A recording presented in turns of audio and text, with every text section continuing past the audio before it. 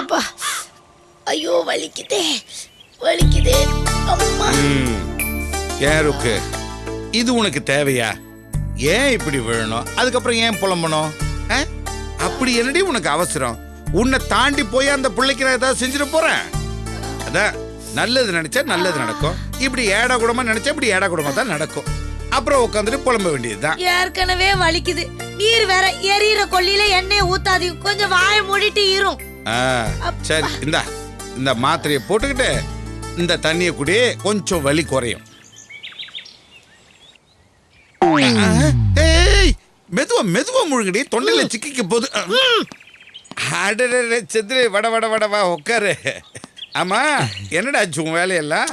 அதை விடுங்க சித்தப்பா, சித்திக்கு என்ன ஆச்சு இன்னைக்கு? எப்பவுமே அதிகாரம் தானே பண்ணுவாங்க, இன்னைக்கு என்னன்னா புலம்பிட்டு இருக்காங்க.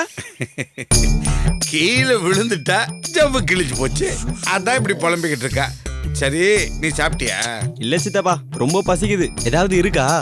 சித்தி சமைச்சதுக்கு அப்புறமா தானே காலை உடைச்சுக்கிட்ட? ஏண்டா எடுபட்ட வயல அடிச்சேனா பெரிய சீமத்தரை இவர் வராருன்னு வடை பாயசத்தோட சமைச்சு வச்சு அப்படியே காத்துக்கிட்டு இருந்து காலை உடைச்சுக்கிட்டேன். அடியே ருக்கு, வீட்டுக்கு வந்த பிள்ளைகிட்ட இப்படி அடி பேசுறது? சும்மா வாய முடுங்க, எதுக்கு அடுத்தாலும் ஒரு தர்மோபதேசம். கால் உடைஞ்சு கிடக்குறாளேன்னு கொஞ்சமாவது அக்கறை இருக்கா? சமைச்சாலா இல்லையான்னு கேட்டுக்கிட்டு இருக்கான் தின்னி பய உள்ள. Thank you thank you. எனக்கும் என் பிள்ளைகளுக்கு சமைச்சது வீணா போச்சேன்னு கவலையில இருக்கேன், இதுல எனக்கு கொஞ்சம் எடுத்து வச்சேன்னு கேக்குறான். ஐயோ சித்தி, உனக்கே சாப்பாடு இல்லையா? ஐயோ காலையில இருந்தா சாப்பிடாம இருக்க. அன்னலட்சுமிக்கே இந்த கதினா, அப்புறம் என்ன மாதிரி இந்த தரித்திர நாராயணனுக்குலாம் என்ன கதியோ? சித்தி நீ ஒண்ணும் கவலைப்படாத, கவலையே படாத. உனக்கு என்ன வேணும்னு சொல்லு, நான் சாப்பிட்டுட்டு உனக்கு பார்சல் வாங்கி வரேன். சொல்லு என்ன வேணும்? சித்தப்பா கொஞ்சம் காசை வெட்டுங்க. ஓடி போயிருந்தால மூஞ்சிய பாரு மூஞ்சி. சரி சரி விடு, நீ கோவமா இருக்கறன்னு நினைக்கிறேன். நான் அடுத்த தடவை வரும்போது சாப்பிட்டுக்கிறேன். வரட்டுமா?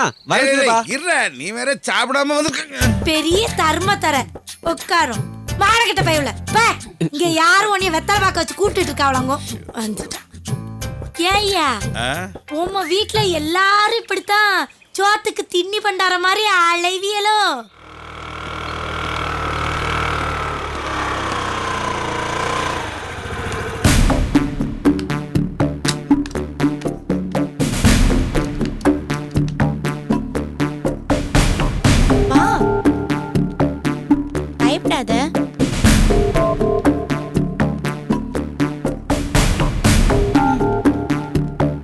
என்னம்மா? வணக்கம் மேம். என்ன பிரச்சனை? ஒரு ஈவ் டீசிங் பிரச்சனை, கம்ப்ளைண்ட் பண்ண வந்திருக்கோம். முதல்ல எந்த இடத்துலன்னு சொல்லு, எங்க போலீஸ் ஸ்டேஷன் லிமிட்ல வருதான்னு பாப்போம். ராஜா அண்ணாமலைபுரத்துல. எங்க லிமிட் தான்? யாருக்கு பிரச்சனை? தோ இவளுக்கு தான். அப்ப அந்த பொண்ண பேச விடாம நீயே பேசிக்கிட்டு இருக்க, நீ யாரு? நான் இவளோட ஃப்ரெண்டு. சொல்லு என்ன பிரச்சனை? நான் தினமும் ஆரியபுரம் செகண்ட் ஸ்ட்ரீட் வழியா போவேன். நான் தினமும் போகும்போது என்ன ஃபாலோ பண்ணிக்கிட்டே இருப்பான். நான் முதல்ல அதை கண்டுக்கல, அப்புறம் வந்து வம்பு இழுத்தான். அங்க இருந்து போகும்போது யாரும் இல்லாத இடத்துல என்ன வழிமறிச்சு தொல்லை பண்ணான். அப்புறம் தான் போலீஸ்ல கம்ப்ளைண்ட் பண்ணலான்னு இவ சொன்னா, அதான் இங்க வந்தோம். ஈவ் டீசிங் கேஸா? சரி, அப்ப நீ சொன்னத ஒரு புகாரா எழுதி கொடு. உன் பேரு, அட்ரஸ், நீ சொன்ன விவரத்தை எல்லாம் எழுது. எந்த இடத்துல எந்த ரோட்ல எல்லாத்தையும் எழுதிடு. இந்த பேப்பர் இந்த அப்படி உட்காந்து இதுல எழுதி கொடு.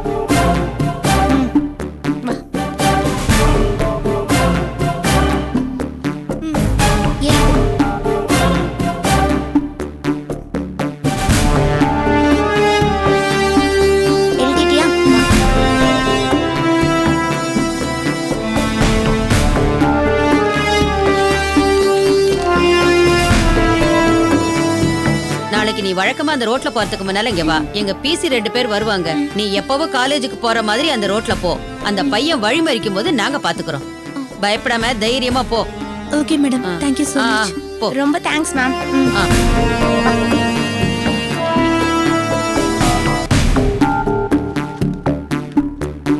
நந்தினி, நீ பேசாம வண்டி ஓட்ட கத்துக்கோ.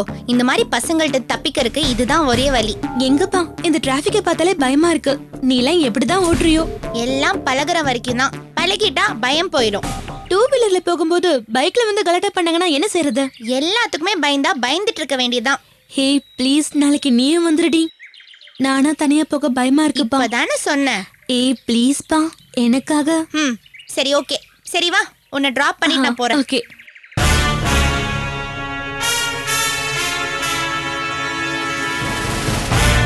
ஆர்த்தியோட அப்பா ஆர்த்தி மேல ரொம்ப கோவமா இருக்காராம். ஓடி போனவங்க 2 பேரையும் தேட ஆள் அனுப்பியிருக்காரா. அவங்கள கொல்லாம விட போறது இல்லைன்னு மூர்த்தி சொல்றாரு. அப்படி ஏதாவது வெட்டு குத்துன்னு ஆயிடுச்சுன்னா போலீஸ் ஒன்ன தேடி வரும். நீதான் அவங்க ஓடி போறதுக்கு தூண்டி விட்டேன்னு உன்னை கஸ்டடியில எடுத்து விசாரிப்பாங்கன்னு சொல்லி என்ன பயமுறுத்துறாரு. அதான் உங்களை ஒரு வார்த்தை கேட்டுட்டு போலான்னு வந்தேன். இதுல நீங்க பயப்படுறதுக்கு ஒன்றும் இல்லைங்க. நடந்த விஷயத்துக்கும் உங்களுக்கு எந்த சம்மந்தமும் கிடையாது. அவங்க 2 பேரும் ஓடி போறதுக்கு நீங்க தான் காரணம், எந்த வித ப்ரூஃபும் கிடையாது. அந்த பொண்ணு வேற உங்களை ஏமாத்தி தான் தங்கியிருக்கான். அவ ஏமாத்தி தான் தங்குறான்றதுக்கு சாட்சியும் இருக்கு. அவ அனாதையிலேன்னு உங்களுக்கு தெரிஞ்ச உடனே அவங்க அப்பாவுக்கு பியூலா செண்பகம் மூலமா தகவல் அனுப்பியிருக்கீங்க. அதுக்கும் சாட்சி இருக்கு. அதனால நீங்க ரொம்ப சேஃபு. நீங்க நினைக்கிற மாதிரி ஏதாவது அசம்பாவிதம் நடந்தாலும் அப்படி எதுவும் நடந்துடக்கூடாதுன்னு நான் கடவுளை வேண்டிக்கிறேன். ஒருவேளை நடந்தா அதுல உங்களை எந்த வகையிலும் சம்மந்தப்படுத்த முடியாது. போலீஸ் ஒருவேளை உங்களை ஏதாவது ஃபார்மலா வந்து விசாரிக்கலாம். ஆனா உங்களை குற்றம் சாட்டி கஸ்டடியெல்லாம் எடுத்து விசாரிக்கிறதுக்கு சான்ஸே இல்லை. Therefore you need not worry. அப்படி ஏதாவது பிரச்சனை வந்தாலும் நம்ம பார்த்துக்கலாம். Yours is a clear case of innocence. அப்புறம் என்னப்பா, கவலைய விடு. ஏன் இப்படி கவலைப்பட்டு கரைஞ்சு போற? இல்ல, நான் சேஃப்ங்கிறது ஒரு பக்கம் இருந்தாலும் அந்த பொண்ணும் சேஃபா இருக்கணுமேங்கிறதா என் மனசுக்கு தோணுது. அதுக்கு நாம என்னம்மா பண்ண முடியும்? இதை பாரு, நம்மளோட சேஃப்டியை பத்தி மட்டும்தான் நம்ம யோசிக்க முடியும். மத்தவங்களோட சேஃப்டியை பத்தி எல்லாம் நம்ம கவலைப்பட்டுட்டு இருக்க முடியுமா? அவ என்ன உங்ககிட்ட சொல்லிட்டா ஓடிப்பனா? சொல்லலதான். இருந்தாலும் எனக்கு மனசு சமாதானம் ஆகல. அவளுக்கு ஏதாவது ஒண்ணு ஆயிடுமோன்னு பயமாவே இருக்கு. அந்த பொண்ணு கூட எந்த ரத்த சம்பந்தமும் இல்லாத எனக்கே இப்படி பதட்டமா இருக்கும்போது அவ அப்பாவுக்கு எப்படி பொண்ணை கொல்றதுக்கு ஆள் அனுப்புற அளவுக்கு மனசு வந்துச்சுன்னு யோசிச்சா எனக்கு ஆச்சரியமா இருக்கானு. ஓடினது ஓடிட்டாங்க. அவங்க 2 பேரையும் சேர்த்து வைக்கலனாலும் பரவாயில்ல, நிம்மதியா எங்கேயாவது வாழ விடலாம் இல்லையா? சாரு, நீ அவங்க அப்பாவை நினைச்சு ஆச்சரியப்படுற. ஆனா உன்னை பார்க்கும்போதுதான் எனக்கு ஆச்சரியமா இருக்கு. அந்த பொண்ணு உன்னைக்கு ஏமாத்திட்டு ஓடி போயிருக்கா. அவன் மேல உனக்கு ஏமா இவ்ளோ அக்கறை? எங்க அவ அவங்க அப்பாட்ட வேலை பார்த்த டிரைவரோட ஓடி போயிருக்கான். அவங்க அப்பா எப்படி அதை ஏத்துப்பாரு? சரி, அவர் என்னமோ பண்ணிட்டு போறாரு. நீங்க அதை மறந்துட்டு நிம்மதியா உங்க வேலையை பாருங்க. சரிங்க, ரொம்ப தேங்க்ஸ். ஓகே. நான் இப்படி அடிக்கடி வந்து உங்ககிட்ட யோசனை கேட்டு உங்களை தொந்தரவு பண்றேன்னு நினைக்கிறேன். இதுல என்ன தொந்தரவு இருக்குங்க? உங்களுக்கு தெரியாததை கேட்குறீங்க, எனக்கு தெரிஞ்சதை நான் சொல்றேன், அவ்வளவுதான். இதுல எந்த தொந்தரவும் கிடையாது. You are always welcome. Thank you sir. சரி வா.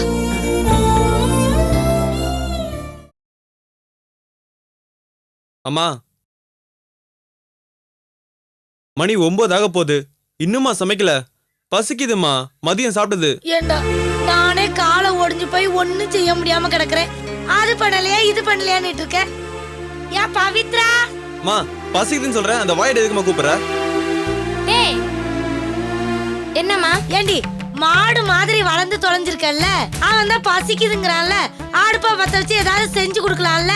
போமா, வேற வேலை இல்ல உனக்கு. எனக்கு படிக்கணும். ஆமா, தெரியாம தான் கேக்குறேன். அதே எப்ப பார்த்தாலும் என்னைய பார்த்து அவனுக்கு சமைச்சு போடுன்னு சொல்ற. ஏன் உன் அருமை என்ன சமைச்சு போட சொல்ல வேண்டியதானே? அப்படி என்ன இலக்காரம்னு கேக்குறேன். ஏன் நாங்க தான் சமைக்கணுமோ, இவர் சமைக்க மாட்டாரோ? நானாவது டெஸ்டுக்கு படிச்சுக்கிட்டு இருக்கேன், இவன் சும்மா தானே வெட்டி முடிச்சுட்டு இருக்கேன். என்ன பேசிக்கிட்டு இருக்கோம்ல, அடங்கு. நான் அவனுக்கு சமைக்க சொல்லி கொடுக்கலடி, அவனுக்கு ஒரு வெண்ணி கூட வைக்க தெரியாதுடி. அப்படி வளர்த்து புட்டு என் பிள்ளைய. அதான் ஏன்னு கேக்குறேன். பொண்ணுங்கன்னா மட்டும் சமைக்க கத்து கொடுக்குறீங்க, பசங்கன்னா தண்ணி தெளிச்சு விட்டுறீங்களோ? சும்மா நிறுத்தறி. இவளுக்கு இன்னும் நல்லா சமைக்க தெரிஞ்ச மாதிரி. அன்னைக்கு ஒரு உப்புமா கிண்டி தந்தியே, வாய்க்கு விளங்கல. இந்த லட்சணத்துல பேச்சு கூட நல்லா கிளியுது. மா, பேசாம வாரத்தை ஒரு நாள் இவளுக்கு சமைக்க ட்ரைனிங் கொடுமா. அதெல்லாம் முடியாது, நீ வேணா ட்ரைனிங் எடுத்துக்கோ. கொஞ்சம் நிறுத்துறியலா? எப்ப பாரு சண்டை சண்டை சண்டை. ஏண்டா அவ உன் தங்கச்சிங்கிற ஒத்து உனக்கு கொஞ்சமாவது இருக்காடா? எங்க காலத்துக்கு அப்புறம் எப்படிதான் நீ அவளை பாத்துக்க போறியோ? அதெல்லாம் அப்பா பாத்துக்கலாம். என்ன இருக்கு, பிள்ளைங்களுக்கெல்லாம் ஏதோ புத்திமதி சொல்லிட்டு இருக்க போல் இருக்கு. பாத்தீங்களாங்க, ரெண்டும் எப்ப பாரு சண்டை போட்டுக்கிட்டு தான் இருக்கு. ஏண்டி அன்னகாரனுக்கு கொஞ்சம் சமைச்சு கொடுனா இவன் மாட்டேங்கிறா. சரி, நம்ம தங்கச்சி தானே கொஞ்சம் அனுசரிச்சு போடானா இவன் மாட்டேங்கிறான். இப்படி ரெண்டும் எப்ப பார்த்தாலும் சண்டை போட்டுட்டே இருக்கேங்க. நம்ம காலத்துக்கு அப்புறம் எப்படிங்க ஒரு ஒட்டுதலோட இருக்கும்? என்ன இல்லடி, அப்படி எதுவும் ஒட்டுதல் இருக்க கூடாதுங்கிறதானடி உன்னுடைய கொள்கையே. ஆமா, மேடை போட்டு மைக்கு பிடிச்சி என் கொள்கையை இவர்கிட்ட பரப்புனே. நாங்க என்ன உளறீரு? ஏய், நான் ஒன்னும் உளரலடி.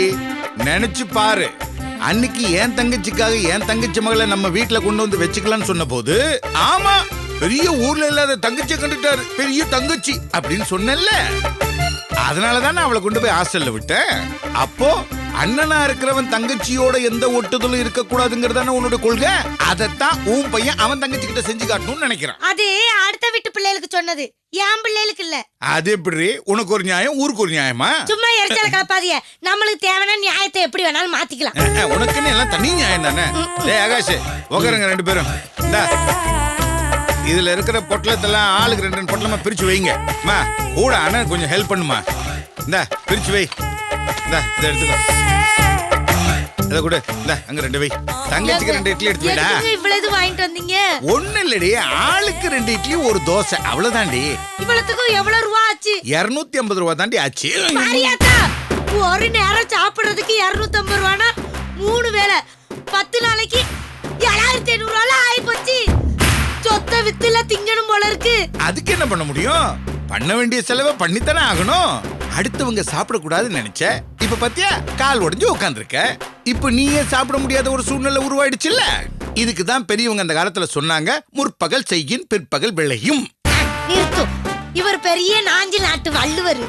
என்னமோ லட்சம் ரூபாய் சம்பளம் வாங்குற மாதிரி தான். வர்ற காசுல 4 பேர் வயித்த கழுவுறது ரொம்ப கஷ்டமா இருக்கு. இதுல எப்ப கேப் கிடைச்சாலும் தங்கச்சி அவளுக்கு சோத்த போடுறத பத்தியே பேசிட்டு இருக்கிறீரு. அவள அக்கறை இருக்கிறவரு நீரே சமைச்சு போட வேண்டியதானே? யாரு? நான் சமைக்கிறதா? சான்ஸே கிடையாது. எங்க அம்மா என்ன வெந்நீர் போடுறது கூட விட்டதில்ல தெரியுமா?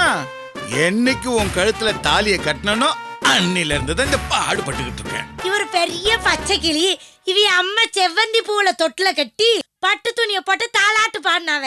நீ ஓ மகனை கண்டிக்கிற மாதிரி தானே பாட்டி அவங்க மகனை கண்டிச்சிருக்கோம். ஆக மொத்தம் அம்மா கறிக்கு தான் பிள்ளைங்களை கெடுக்கிறாங்கன்னு தெரியுது.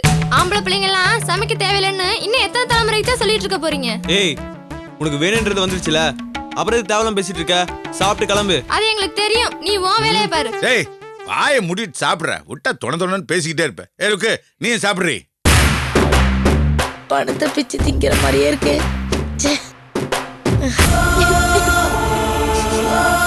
ஆர்த்தி, இப்ப எதுக்கு அழுற?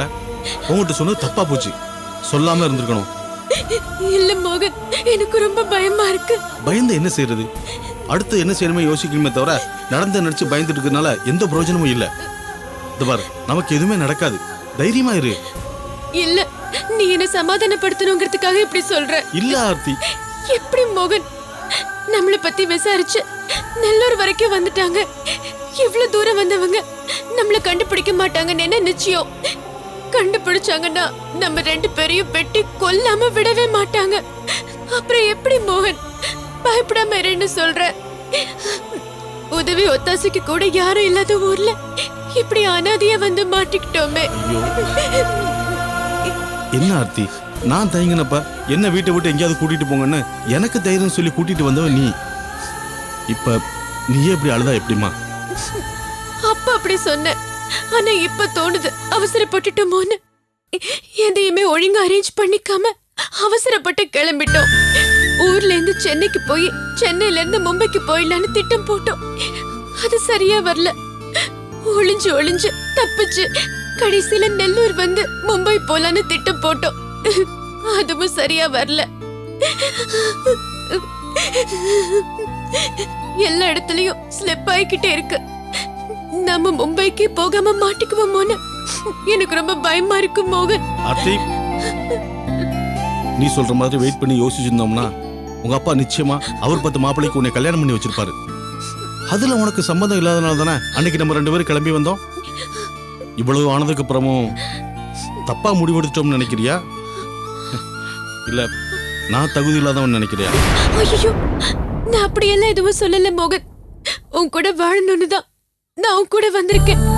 உன் தகுதி நீ பார்த்த வேலையில இல்ல, உன் மனசுலயும் நீ காட்டுற அன்புலயும் இருக்கிறத தெரிஞ்சுக்கிட்டதுக்கு அப்புறம் தான் உன் கூட வாழணும்னு ஆசைப்பட்டேன். அந்த விருப்பத்துல இப்ப வரைக்கும் எந்த மாற்றமும் இல்ல, இனிமேலும் வராது. தப்பா முடிவெடுத்துட்டதா நான் எப்பவும் நினைச்சதே இல்ல. ஆனா நம்ம 2 பேரையும் நிம்மதியா வாழ விடாம விதி நம்மள துரத்திக்கிட்டே இருக்கும்போது மனசு சமாதானம் ஆக மாட்டேங்குது. பாரு ஆர்த்தி, நான் யாருமே இல்லாம வளர்ந்தோம். எனக்கு எல்லாமே நீதான். நீ என்ன நம்பி வந்திருக்க. எனக்கு ஏதாவது ஒண்ணு நடந்தா நடக்குமே தவிர உனக்கு எது நடக்க நான் விட மாட்டேன். உனக்கு ஏதாவது ஆயிடுச்சுன்னா அப்புறம் நான் இருந்த என்ன பிரயோஜனம்? உனக்காக தானே நான் எல்லாத்தையும் விட்டுட்டு வந்திருக்கேன். ஆர்த்தி, தெரியும் ஆர்த்தி, ப்ளீஸ் அழாதம்மா. இரு, நான் ரத்னத்துக்கு ஃபோன் பண்றேன்.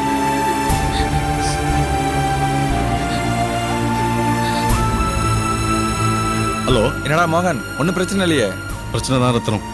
அவனுங்க எங்களை தேடி இங்கேயே வந்துட்டாங்க. அப்படியா? உனக்கு எப்படி தெரியும்? காய்கறி இல்லைன்னு சொல்லி வாங்குறதுக்காக மார்க்கெட் போனேன். அங்க அவனுங்க ஆர்த்தியோட போட்டோ வச்சு விசாரிச்சுட்டு இருந்தாங்க. நான் அவங்க கண்ணில் படாம எப்படியோ தப்பிச்சு வந்துட்டேன். ஏன்டா, நான் தான் வெளியில எங்கேயும் போக வேணாம், வீட்டுல இருங்கன்னு போன்ல சொன்னேன்ல. நல்ல வேலை அவனுங்க யாரும் பார்க்கல. பார்த்து இருந்தா என்ன ஆயிருக்கும்? சரி, இனிமே வீட்டை விட்டு வெளியில எங்கேயும் போயிடாதீங்க. அவனுங்க ஊருக்குள்ளேயே விசாரிச்சுட்டு இப்படியே எத்தனை நாள் தான் இருந்துருவானுங்க? 1 நாள் 2 நாள் விசாரிப்பானுங்க. அப்புறம் நீங்க இல்லைன்னு தெரிஞ்ச உடனே கிளம்பிடுவானுங்க. நீங்க பயப்படாம தைரியமா இருங்க. நான் சீக்கிரமா வந்துருவேன். என்ன முடிஞ்சா உங்க ஒத்தாசைக்கு வேற யாரையாவது அனுப்பி வைக்க பாக்குறேன் நான். ஓகேடா.